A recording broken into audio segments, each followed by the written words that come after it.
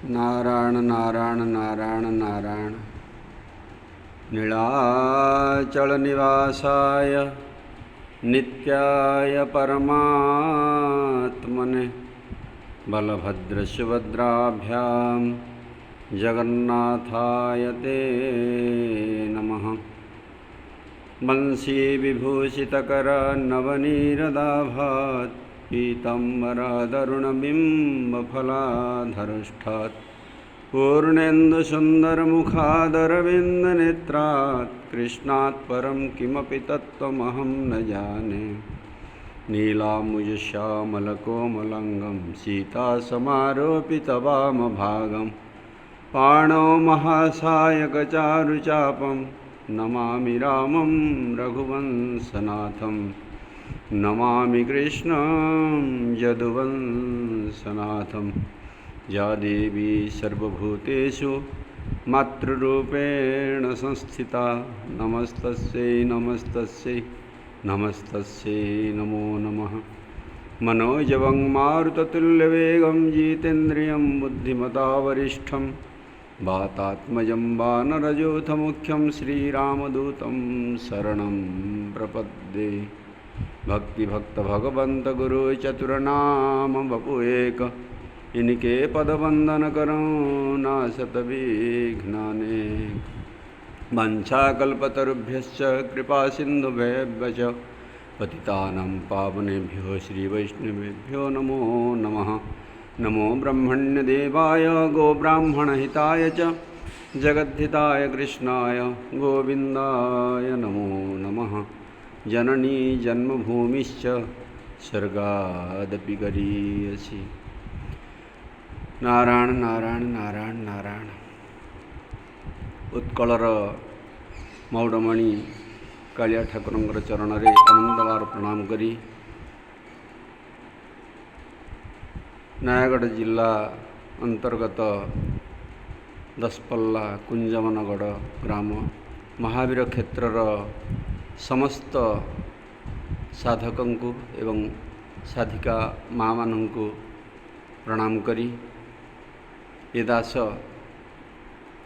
आज से प्रभु प्रेरणा रे प्रातः काल 5टा समय जो भली स्वामीजी सत्संग चली रही से सत्संग शुणिला शुणुवा भितर सत्प्रेरणा आसला से प्रभु कृपारू कि गत वर्ष तो आम आपण मानू ग्राम ग्राम रे जाई 16टी ग्राम रे एभलिकी गड़े मध्य 3टी जगार 4-5टा जगह सुजोग मिलता सत्संग समारोह रे भाग नहीं दसपल्ला राजा साहेब क्लब रे थिबा माँ माने नीलकंठ मंदिर रे जो पूजा करुछंदी पूजक माने एवं से ग्रामर लोक माने गौड़ साहिर 2टी स्थान रे तल बजार रे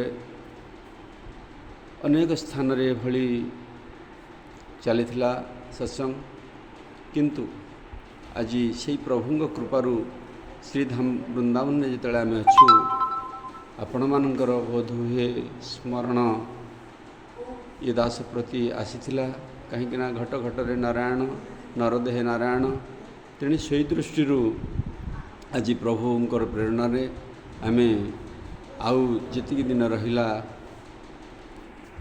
आसंता कार्तिक पूर्णिमा पर्यंत विचार तो होछि तेणु प्रभुंकर विचार प्रभु ही पूरण करिवे। तेणु आज यही ठाकुरंक मंदिर रे आमे आपणको यही भिडियोटी प्रस्तुत करुछु। एठी मध्य संकट मोचन वीर हनुमान विराजमान अछंती। एठी मध्य प्रभु राधाकृष्ण विराजमान अछंती। एठी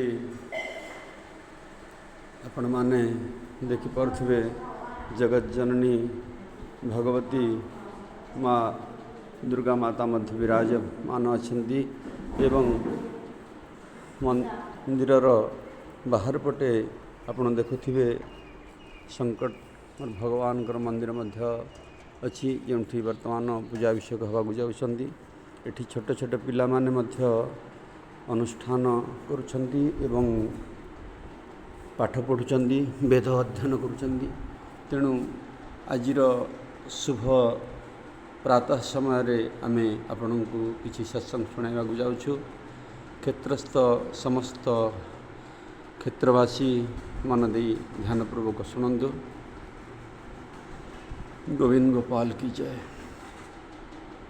पूज्य महाराज जहाँ कहते ताहा अकाट्य सत्य। आपण ए दास प्रति खराब भावेनि। वास्तविक आम टे ध्यान देकर शुणिले कथा को आम बुझीपर। माँ माने मोर भाई माने मोर सुधी समाज माने प्रकृत आम गोटे भ्रमरे पड़ीचे जे आम बंची रहीचे। यह बिल्कुल असत्य। आम प्रति मुहूर्त मरी चलीचे। महाराज उदाहरण देकर कहते भगवान क्या जदि 80 वर्ष देइछंती जदि से तार 40 वर्ष चलीगला तेबे आ सी कौन 80 वर्ष बंचब आउ 80 वर्ष बंचब ना। एक कथा आम प्रति मुहूर्त जानीपारुछे। पिला बेलर समय चलीगला, जवान समय चलीगला, एवं वृद्ध अवस्था आसीगला। तेबे आम क्यों समय भजन करवा कौ दिन को आम अपेक्षा करिचे।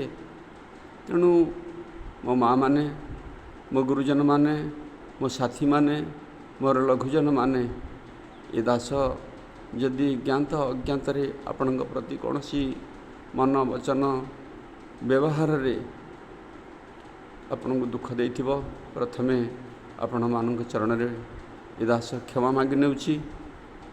ए घर परिवार ए सांग साथी ए गाँ दांड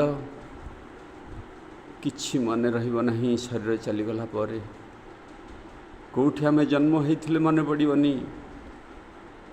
किंतु जदि आपण भगवान सहित संबंध जोड़ी आपण भगवान भजन करुथिबे से प्रभु ही मन पड़े। तेणु गुरु गोस्वामी कहउचंती होई राम के नाम जपो तुलसी तज कुसुमाज। राम जींकर होई करी कृष्ण जींकर होई करी आपण भजन करंतु। जे भली सुमिरि पवन सुत पावन नाम अपने बस करी राखे राम। आपण देखुथिबे झांकी रे हनुमान जी को किभली रघुनाथ कुंडेगिरी धरिचंती। चैतन्य महाप्रभु को किभली श्रीकृष्ण कुंडेगिरी धरिचंती। तेणु आमे से प्रभु सहित आत्मीयता करवा आवश्यक। तमेव माता च पिता तमेव बंधुश्च सखा तमेव विद्या द्रविणं तमेव सर्वं मम देव देव। यही भली जो श्लोक आपण गाउछंती से श्लोक एवं न गाई प्रभु सहित गोटे संबंध स्थापन करूँ। माँ मानतु बापा मानतु गुरु मानतु सखा मानतु मित्र मानतु भगवान चाकर हवा को तैयारी संबंध एभली आपण भक्त चरित्र सब पढ़ी पारे। तेणु वीडियो माध्यम बेसी समय तो मध्य वीडियो जाऊनी बोली कहते भाई माने मोर। तेणु अधिका कथा किसी शुणाई पारिनी। केवल शेष एति कहूँ आपण माने भगवान भजन लगंतु एवं प्रतिदिन आपण सकाळे संध्यारे दुईपरे एभली कि 5 मिनिट थरे अभ्यास करंतु। हे प्रभु हे मोर प्रभु मु तुमको भूली न जाए। यही प्रार्थनाटी को अभ्यास करंतु बास सबु काम आपणकर ठीक हो। ये मनीष शरीर मिली जीभ मिली विवेक शक्ति मिली। ये जीभरे प्रभु नाम जदि न नेबे गोस्वामी तुलसीदास कहते बेंग जीभ सहित ये जीभ समान पर चुगली पर मेली पर कथा करी आम जीवन कटिवा अनावश्यक। ये जीवन केवल ईश्वर प्राप्ति मिली। तेणु आपण माने भगवान संबंध सहित संबंध जोड़ी भगवान भजन करंतु। दासर एतिकी प्रार्थना। जय जगन्नाथ, जय महावीर, जय सीताराम, जय गणदेवी नायक।